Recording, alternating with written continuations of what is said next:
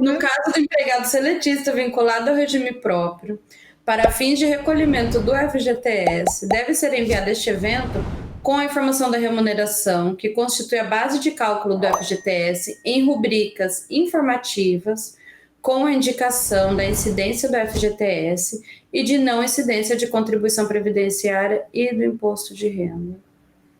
Se ele está vinculado no RPPS, como que eu vou fazer Aqui isso? vai ser uma informativa para conseguir fazer a base.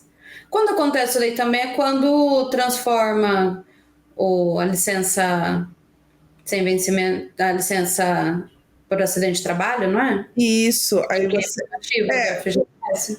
Sim. Quando eu tenho um caso de auxílio doença, né, que é convertido em acidente de trabalho, eu tenho que continuar. Ou se eu tenho um acidente de trabalho de um servidor que tem, ou de um funcionário que tem FGTS, eu vou informar a rubrica informativa para recolhimento do FGTS. Também serviço militar, empresa que contrata menor de 18 anos e depois ele vai para o serviço militar.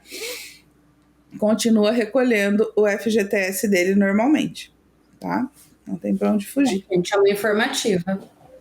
O dirigente sindical não cedido. E aí? Oh, meu Deus, como que a gente faz? Nos casos em que os sindicatos pagam remuneração a dirigente sindical não cedido, conforme indicado no item 8.2, adicionais do evento 2300, a gente já passou por ele, a entidade sindical deve informar a correspondente remuneração neste evento, indicando a categoria de contribuinte individual, conforme o caso. Então, se ele não se enquadra lá, ou se ele está pagando um extra, é um dirigente sindical que não está cedido, ele continua trabalhando no órgão de origem. Ou ele se afasta daquele órgão de origem, pede um afastamento sem remuneração e vai para o sindicato, ele vai ser... o que ele receber vai ser informado como contribuinte individual. Não tem para onde fugir. Vai recolher.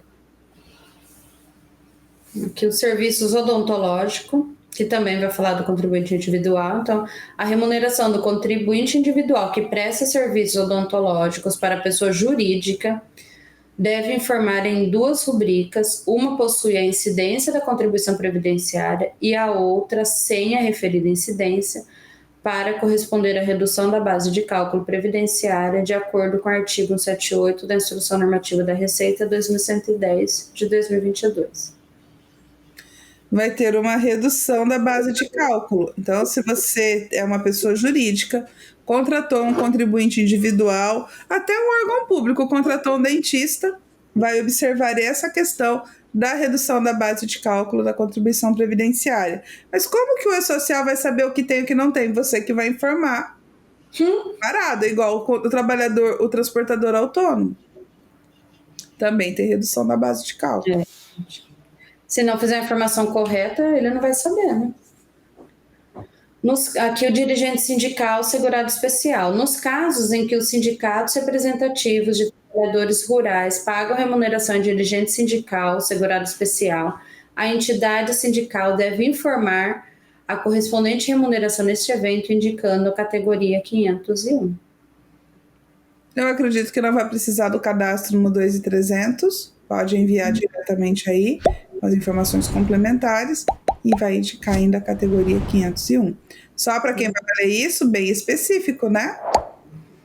Só para isso, só para aquele caso do sindicato rural. E aqui, olha, o afastamento em que é devido o recolhimento do FGTS, aquilo que a gente estava falando agora de pouco. Então, nos casos de afastamentos em que, embora não seja devido o pagamento de salário por parte do empregador, é devido o recolhimento do FGTS, deve ser incluído o valor que serve de base para esse recolhimento. E no caso dos afastamentos motivados por acidente ou doença relacionada ao trabalho, vai informar. Serviço militar obrigatório, lá. A Cláudia já sabia antes da gente falar, entendeu? E a licença maternidade, nos casos em que o salário maternidade é pago diretamente pelo INSS. Embora o empregador não tenha de efetuar o pagamento dos salários correspondente aos dias de afastamento, ele deve informar os salários em rubrica informativa para fins de apuração da base de cálculo do FGTS. Então, caso a sua empregada receba o valor do salário ou da licença maternidade diretamente pelo FGTS, pelo INSS, se você tiver a obrigatoriedade de recolher o FGTS, você vai mandar a rubrica informativa. Por isso que a gente fala que rubrica informativa exige muita atenção. Se você colocar incidência, ela vai pesar lá na base de cálculo, gente. Tanto do FGTS quanto do INSS. Então, bastante atenção nisso daí. E o estabelecimento ao qual se refere a remuneração do trabalhador. Ai, meu Deus, quando começou o órgão público nisso daqui. Os tal do 1005 dos fundos, quem vai enviar? Meu Deus, é aqui que vai a informação.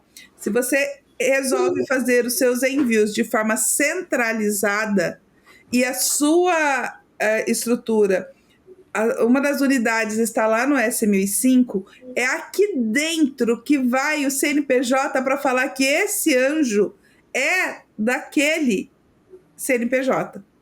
Meu Deus. E se você informa, lá no totalizador da folha, ele separa por S1005, por CNPJ enviado. Então, não há vinculação entre a informação do estabelecimento a qual a remuneração do empregado faz referência e a que consta como local de trabalho no evento 2.200.